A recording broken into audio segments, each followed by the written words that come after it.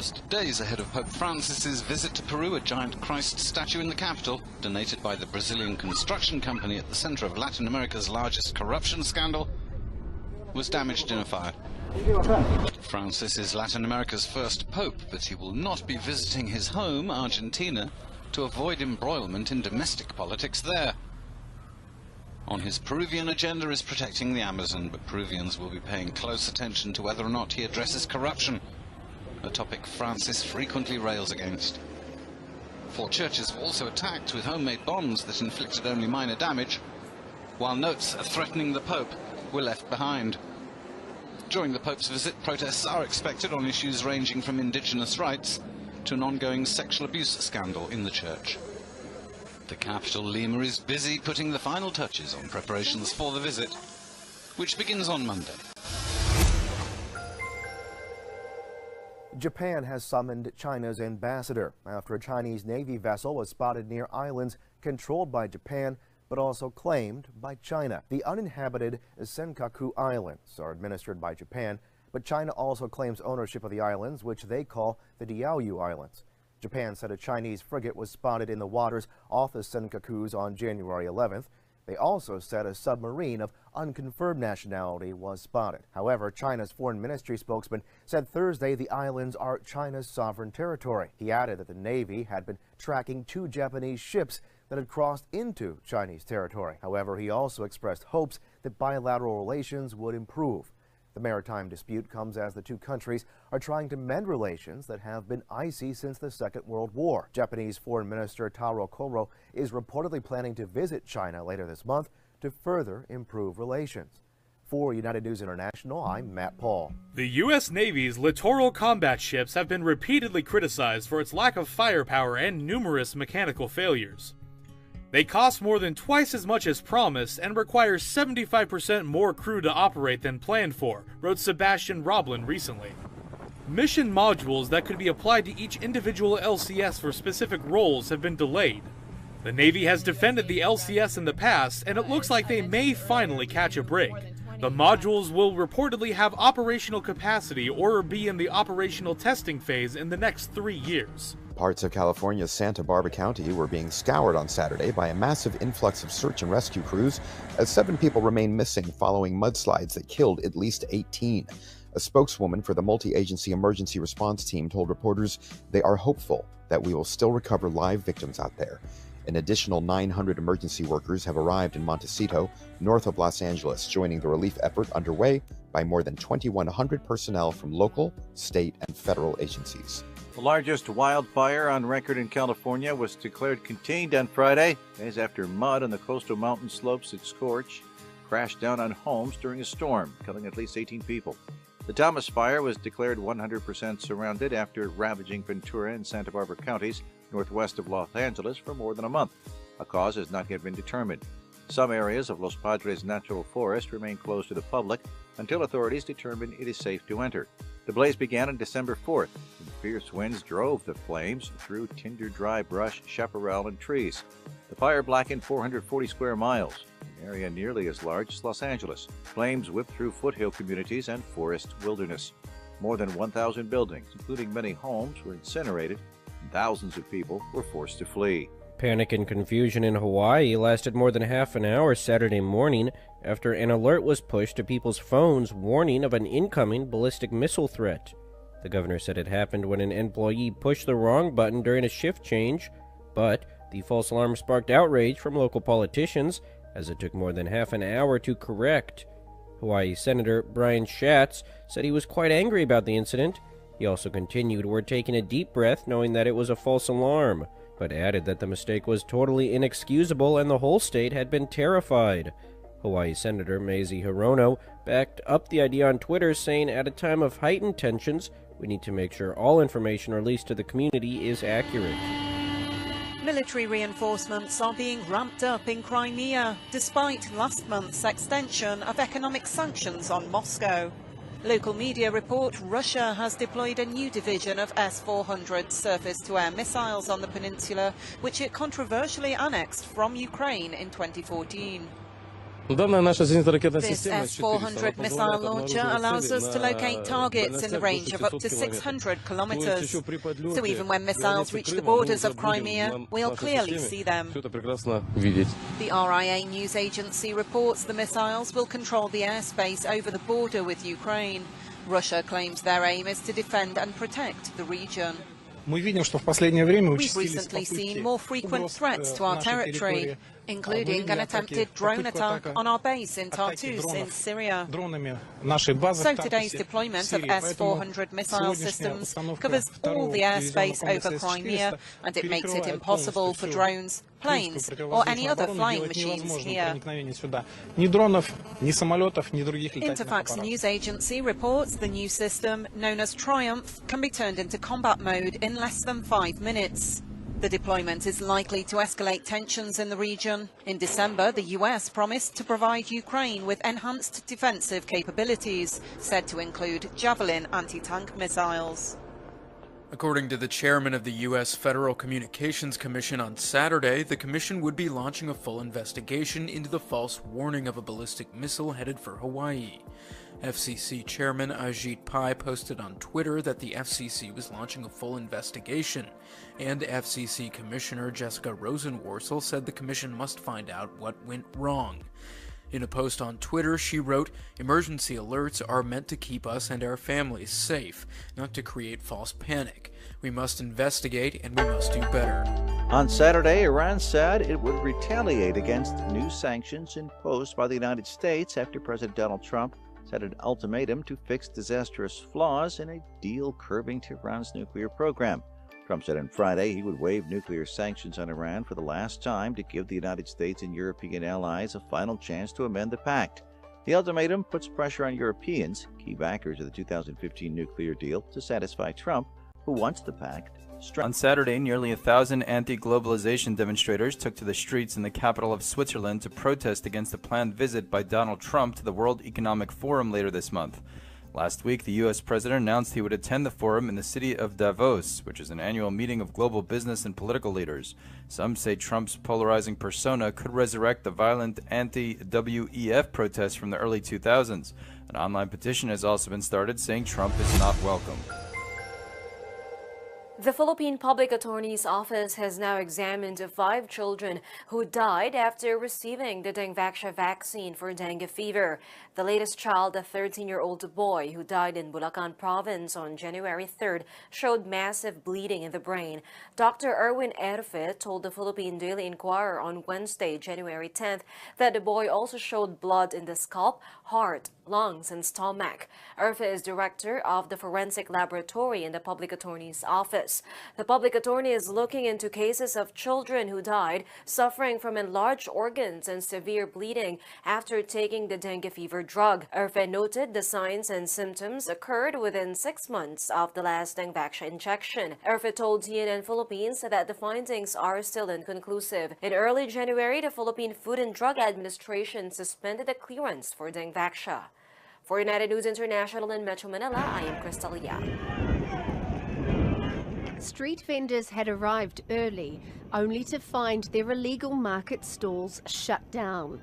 They quickly turned their anger on the security forces brought in to send them home. They'd set up shop in defiance of emergency measures that banned public gatherings and imposed a curfew.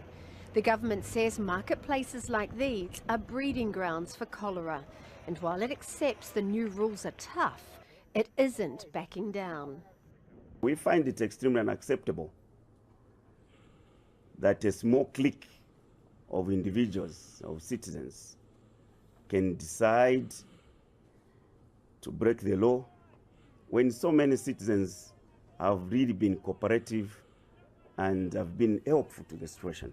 We know that we are touching on people's livelihoods, but these matters we are talking about are matters of life and death. And every responsible government must make sure that people's lives are protected at all times. The riot happened in Kanyama, a low-income township that is home to more than 350,000 people. It's one of 2 townships on the outskirts of the capital Lusaka, where cholera broke out in late September. The disease quickly spread to the city and infected almost 3,000 people in about 3.5 months. Cholera is a bacterial disease usually spread through contaminated water. Left untreated, it can kill within hours. Last week, the government deployed the army to enforce a raft of new measures to try to contain the national health crisis. Specialist cholera treatment centres closed off to the healthy. An intensive cholera vaccination campaign and a ban on public gatherings that includes funerals, church services, schools and marketplaces like this one in Lusaka. Just last week, street sellers here had pitched in to help the military close it off. Now they're opposing them. And as the impact on livelihoods grows, so too will the concern at the possibility of more civil unrest before the cholera crisis is contained. Miriam Nahond, Al Jazeera. One of the many problems in a city under siege is how to dispose of its rubbish. It's Adel Khalil's job to help collect it, using a donkey and cart. The blockade of Gaza by Israel and Egypt means there are few refuse trucks and fuel's expensive. Surely there is no other country in the world using donkeys to collect rubbish. If we had proper vehicles and enough fuel, it would be faster and make our work much easier. The Gaza Strip's home to about 2 million people, and it's almost entirely built up. So the city's waste is loaded in trucks and taken here to a giant open dump. It's one of 3, all of them close to people's homes. It's enormous. It just goes on, and it stinks. It's hard not to gag standing here. And just a few hundred meters in this direction is the separation wall built by Israel around Gaza. And about a kilometre over here is the edge of the city. So there's just no other space. The municipal waste manager told us the dump emits noxious gases and liquids, and so it's a public health hazard. The authorities struggle to import machinery needed for processing or recycling because Israel restricts the imports of anything it says could be used to make weapons. It is known all over the world that at least some of the rubbish should be recycled, but in Gaza we cannot recycle anything. We don't have any factories that could reuse the plastic or steel, so the only way to deal with it is to dump it here.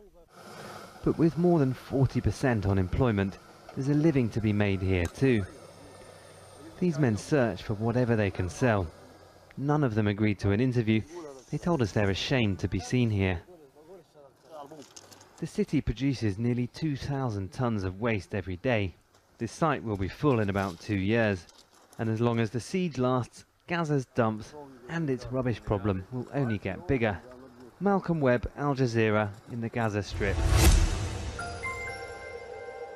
For the third straight year, Filipinos spent the most time on one of the world's largest pornography websites, Pornhub. Based on 2017 data released Wednesday, Filipinos averaged 13 minutes, 28 seconds per visit in 2017. In contrast, the global average is 9 minutes, 59 seconds. The Philippines tops the list even though the government banned Pornhub and other pornography sites last January. On average, the Filipino Pornhub visitor is 32 years old, watches porn on his smartphone, and searches most often for the word Pinay. Pornhub says the Philippines also leads in the proportion of female to male visitors. 36% of Philippine visitors are women compared to 26% worldwide. The Philippines' 3 favorite porn stars are Japanese actress Maria Ozawa, Lebanese-born American social media personality Mia Khalifa, and Filipino actress Kim Domingo. For United News International in Metro Manila, I am Crystal Yap.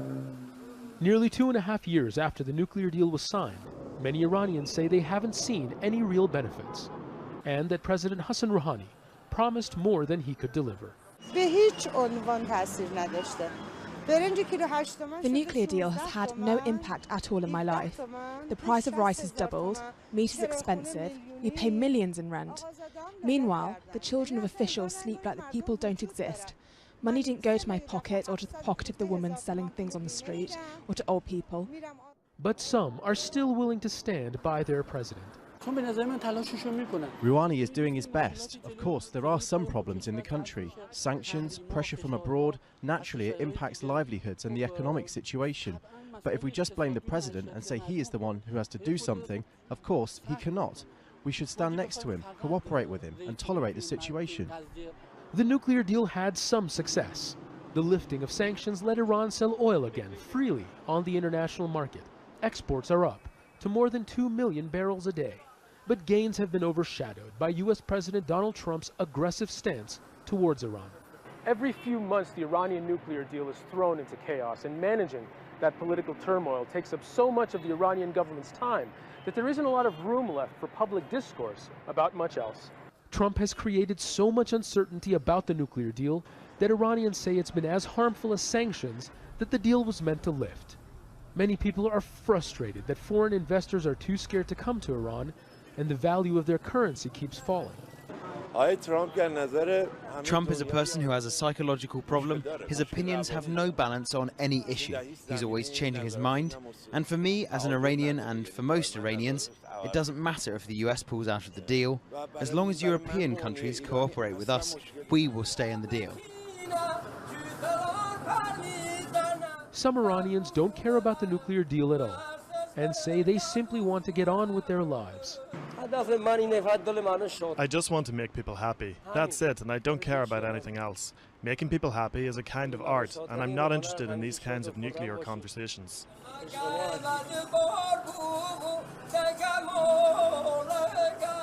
Iran's government says it's ready to deal with any scenario. So too, it seems, are its people. Zain Basravi, Al Jazeera, Tehran. On Saturday, ENI reported that the leader of the Islamic State's affiliate in West Africa has claimed responsibility for an attack that killed 4 U.S. Special Forces and 4 soldiers from Niger in October. The troops were killed when their joint patrol was attacked near the Mali-Niger border by dozens of militants armed with large artillery. Security officials had identified the perpetrators as Islamist militants loyal to Abdu Adnan al-Sharawi, the leader of Islamic State in the Greater Sahara. President Donald Trump's administration could pursue development of new nuclear weaponry and explicitly leave open the possibility of nuclear retaliation for major non-nuclear attacks if a leaked draft policy document becomes reality. The Pentagon did not comment on the document. It prompted sharp criticism from arms control experts who voiced concerns it could raise the risks of nuclear war. The Defense Department said on Friday it did not discuss pre-decision draft copies of strategies and reviews. The Trump administration's draft document said that Obama-era assumptions of a world where nuclear weapons were less relevant proved incorrect. The world is more dangerous, not less, it said. This week, President Donald Trump created a firestorm after making comments while referring to immigration from African nations and told a group of lawmakers that the United States should have more people coming from places like Norway. The comments were made the same day Trump met with Norwegian Prime Minister Erna Solberg. Many in Norway have responded saying thanks but no thanks to what they perceive as backhanded praise from the U.S. president. On social media in Norway, people took to Twitter sharing their thoughts on the concept that Norwegians would actually want to move to the United States. According to state media and the UN Human Rights Office, Tunisian police have arrested more than 770 people since anti-austerity protests broke out this week in the North African country. Protesters face various charges, including vandalism, looting, attacks against public property, and causing fires and roadblocks. The news agency said that more than 85% of the people arrested are teenagers and young adults between ages 15 and 30. TAP reported that 97 police officers have been injured and 88 police vehicles damaged since protests broke out. This is the other front line of Syria's war. Far from the bombs and bullets, many Syrians now living as refugees face a daily battle for survival. We are displaced people. Look at our conditions. Countries and aid organisations have scrambled to provide a safety net for Syrian refugees, but many people are still living in camps like this one. Well, the sun might be out now, but it hasn't been enough to dry up the puddles and the wet mud brought on by the recent bad weather. And for the people living here in this camp, this is just another of the many problems that they have to deal with. It's really difficult. For now, our children are without schools. They couldn't resume their education after we left. We witnessed bombardment and houses destroyed, things that drive you mad. My heart is overwhelmed. The UN estimates that more than 5 million Syrians are now refugees. Rafat Shahada was a member of the Free Syrian Army in Aleppo. After getting injured, he came across the border to Turkey with his family. We are not migrants, we are displaced people. Migrants travel to work, but we are forced to leave. The Syrian people had two options, either to leave the country or die. That choice has forced many people here, a refugee camp. It means home is not so far away, but is completely unreachable. It means heartbreak. Sarah Firth, TRT World, on the Turkish-Syrian border. President Donald Trump will keep the United States in the Iran nuclear deal for now. On Friday, January 12th, Trump said this is the last time he will waive nuclear sanctions against Iran. He's now calling on the U.S. Congress and its European allies to amend the deal, which he says, quote, gave Iran far too much in exchange for far too little. The clock is now ticking. A supplemental deal must be reached within 120 days, or the U.S. will withdraw. Trump added, quote, no one should doubt my word. On Thursday, however, the EU's foreign policy chief maintained the deal is working to keep Iran's nuclear program in check. Iran's foreign ministry previously warned that a U.S. withdrawal would prompt a, quote, appropriate and heavy response. Iran did not immediately respond to Trump's latest statements on the nuclear deal. For United News International, I'm Matt Paul. Something to celebrate in Tunisia on the 7th anniversary of its revolution. The government has responded to anti-austerity protests, some of them violent, by announcing a multi-million euro action plan to help those most in need. The Minister of Social Affairs said the increased support will benefit some 250,000 families and would help the poor and middle class. He'll be hoping the move will calm public anger at price and tax increases in a country still plagued by deep-rooted economic problems. Hundreds have been arrested for vandalism and violence in the protests. But despite pledging a guaranteed minimum income for families living in poverty, authorities can expect more demonstrations today, including calls for an official list of those killed and wounded in the revolution which sparked the Arab Spring.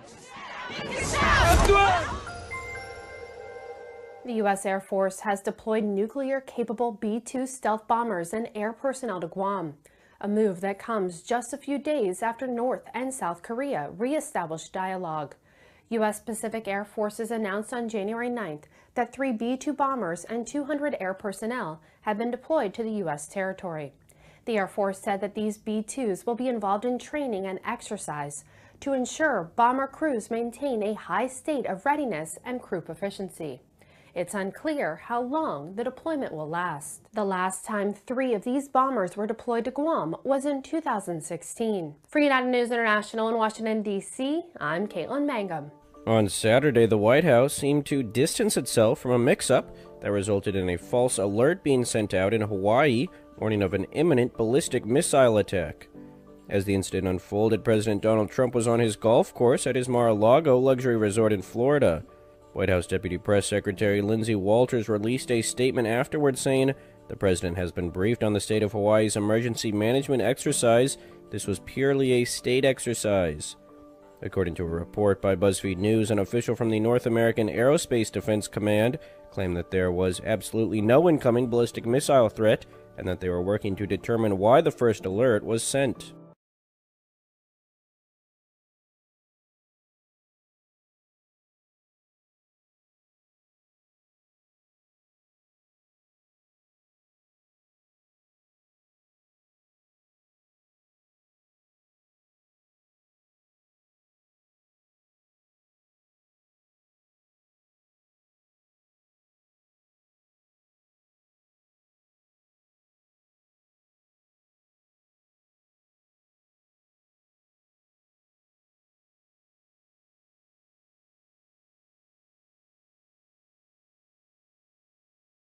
North Korea is denouncing a new American nuclear strategy that calls for the U.S. to enhance its arsenal of low-yield nuclear weapons.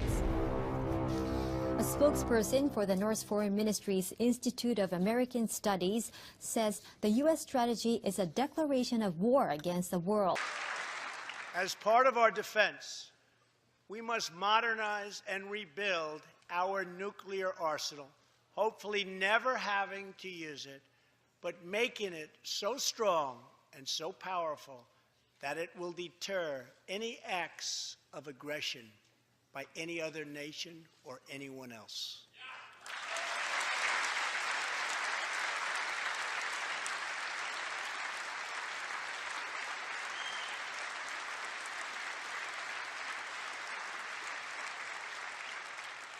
Perhaps someday in the future there will be a magical moment when the countries of the world will get together to eliminate their nuclear weapons.